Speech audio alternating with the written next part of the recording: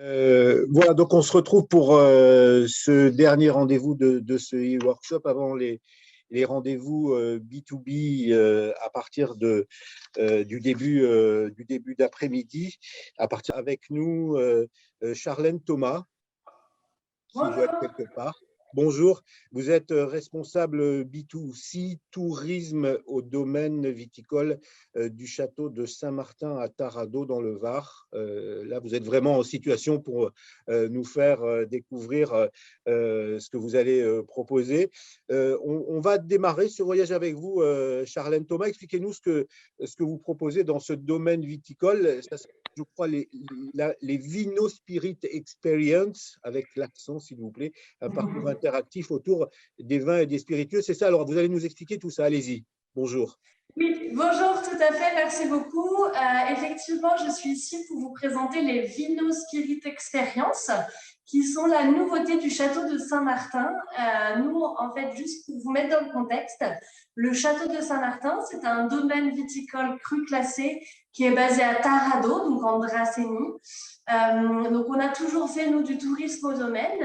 Et dernièrement, donc il y a à peu près 4 ans, les propriétaires ont également racheté la licoristerie de Provence et nous sommes devenus producteurs de spiritueux. Donc, on est un lieu domaine viticole et production de spiritueux. Et en juillet 2021, on a inauguré donc notre parcours touristique autour de ces 2 thèmes avec l'ouverture du musée. Et donc, tout cet ensemble touristique, nous l'avons nommé les Vino Spirit Experience. Et donc là, on se trouve dans le musée des spiritueux qu'on a nommé les Lico Stories. Et je voulais juste vous montrer donc déjà un petit peu le parcours dans le musée avant de pouvoir vous parler un petit peu plus en détail Allez-y, du on vous reste suit. des Allez-y, activités. allez-y, on vous suit. Donc en fait là on se trouve, donc le musée on l'a voulu sous forme de petits greniers magiques avec plein de différents thèmes abordés. Donc là on a d'abord la première partie avec tout ce qui va porter sur la distillation pour que les gens puissent comprendre un petit peu ce que c'est que la distillation qui permet de faire les spiritueux. Donc une fois qu'ils se sont imprégnés, on arrive dans des petites scénettes comme celle-ci qui vont présenter les différents produits que l'on propose au niveau des spiritueux. Donc, chaque scène est un voyage. Donc là, par exemple, pour l'absinthe, on est vraiment dans le Paris avec l'heure de la fée verte. On est au bistrot. Et donc, chaque mise en scène, on va apprendre plein de choses. On a des choses à écouter. Avec, voilà, on peut prendre, c'est interactif, les gens font eux-mêmes, ils écoutent un petit peu les informations. Il y a des petites questions, voilà, pour faire de l'animation qui peuvent aussi être accessibles pour les enfants. On a, alors je ne sais pas si on peut voir, mais des petites boîtes à toucher, donc c'est hyper ludique. On touche, on essaye de deviner et après on regarde la réponse. Et puis, on a également dans nos scénettes des boîtes à odeurs. Donc pareil, on en vient là. On essaye de deviner, puis voilà, on s'amuse comme ça. L'idée, c'est vraiment d'avoir fait quelque chose où à la fois on apprend, mais à la fois on s'amuse. Et donc, chaque produit va être mis en scène de façon différente. Donc là, effectivement, on va être donc pour le pastis du côté de Marseille. On est vraiment sur le Vieux-Port, on se met dans l'ambiance. Après, on a un produit donc, qui est un amer, donc, le bitter des Basques. Donc là, on se retrouve au Pays Basque. On a plein de choses à sentir toujours, à toucher. Vraiment, l'idée, c'est voilà, d'avoir un peu d'informations et beaucoup le côté ludique qui va ressortir. On va avoir ici donc, les liqueurs, donc tout ce qui est à partir de plantes. Donc, on va créer un petit jardin avec plein d'informations sur les liqueurs et les plantes. On a écrit ici cette petite table avec du contenu pour aller plus loin. Donc, les gens peuvent faire des recherches sur la tablette, ils peuvent aller plus loin, trouver les informations qui les intéressent sur les plantes, sur les produits, sur les habitudes de consommation dans les différents pays. Donc, voilà, ça, c'est vraiment assez sympa aussi. Ici, on a la vodka. Donc, la vodka, évidemment, on se retrouve un petit peu en Russie. On va être dans le côté un petit peu glacier, la neige, pareil, on a toujours des choses à regarder avec des écrans, des choses à toucher. Et puis, Le whisky, donc là, on est vraiment sur le bar, côté un petit peu gentleman club qui est là. Le rhum, avec le côté pirate, on est sur l'île déserte.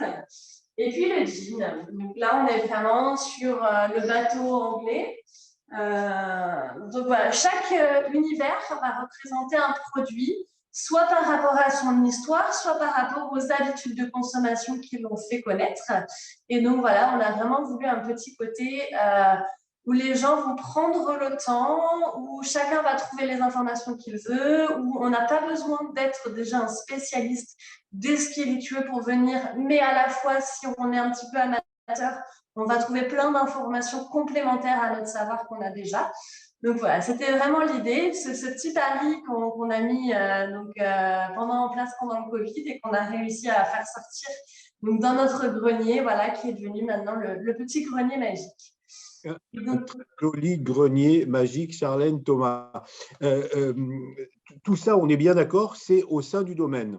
Au sein du domaine, voilà. En fait, là, on est à l'étage, puisque nous, notre domaine, il y a une grande salle de réception quand on arrive. Et donc là, on est au-dessus de la salle de réception, sur l'étage. Et donc, nous, on dit que c'est un grenier parce qu'avant, c'était vraiment les greniers du domaine, puisqu'on est dans un bâtiment qui date de 1740 et qui était à la base un lieu pour les calèches, les chevaux. Et donc, voilà, c'est pour ça qu'on utilise ce terme de grenier pour la référence au lieu.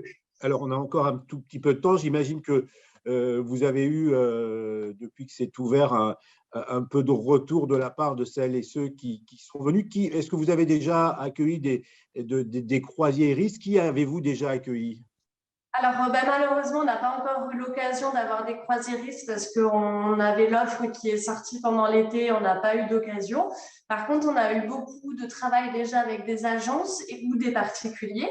Et donc, on a eu pas mal d'agences qui ont envoyé des Français comme des étrangers puisqu'on a toutes les traductions en anglais. Et les retours sont vraiment très positifs parce que les gens ne s'attendent pas en fait à découvrir ça dans un domaine. C'est vraiment une offre qui est assez rare et assez inédite, surtout en région PACA. Et donc, vraiment, les gens se prennent au jeu, sont dans l'immersion. Et puis, c'est vrai que ce musée complète bien parce qu'avant d'arriver ici, on passe par la cave souterraine du XIIe siècle, qu'on a du château. Donc là, on a un côté très historique, très porté sur le vin. Donc les gens viennent chercher aussi ce genre d'informations. Et puis là, souvent, on va dire que c'est plutôt la cerise sur le gâteau, ceux qui n'attendaient pas à trouver dans un domaine viticole et qui leur amènent une expérience supplémentaire. Il y a de la dégustation aussi, de toute façon. Évidemment, tous les parcours, quoi qu'il arrive, sont suivis de dégustations. On propose évidemment des dégustations vins. Nous, on est un domaine en cru classé, donc des vins en cru classé. Et des spiritueux, on peut mixer les deux ou ne faire que du vin ou que des spiritueux en fonction des demandes de la clientèle. Avec les contraintes actuelles qui, on l'espère tous, seront levées bientôt, liées à la crise sanitaire, vous avez quelle capacité simultanée pour accueillir en respectant les normes de distanciation sociale? Alors, c'est vrai que sur le musée, on va être sur des petits groupes de maximum 25 personnes pour l'instant. Mais nous, en fait, on a la capacité, parce qu'on a pas mal de guides et d'activités, de pouvoir séparer des groupes en 2 ateliers. Et pendant que quelqu'un peut visiter le musée, on peut faire d'autres activités avec le groupe et faire des changements, puisqu'on propose pas mal de choses aussi ludiques, des jeux du vin, des ateliers de dégustation autour du vin et fromage, vin et chocolat. Donc après, notre capacité sur le site, elle reste très élevée parce qu'on a plein d'espaces différents avec des guides qui peuvent séparer en fonction des normes sanitaires. Donc là-dessus, vraiment, on a de la flexibilité. Bon, on va parler un peu de sous. Moi, je suis réceptif. Je travaille pour une grosse compagnie de croisière ou une compagnie de croisière moyenne. Ça coûte combien? Alors, le parcours autonome, c'est-à-dire que les gens vont aller tout seuls à la cave souterraine et au musée et on les récupère pour la dégustation.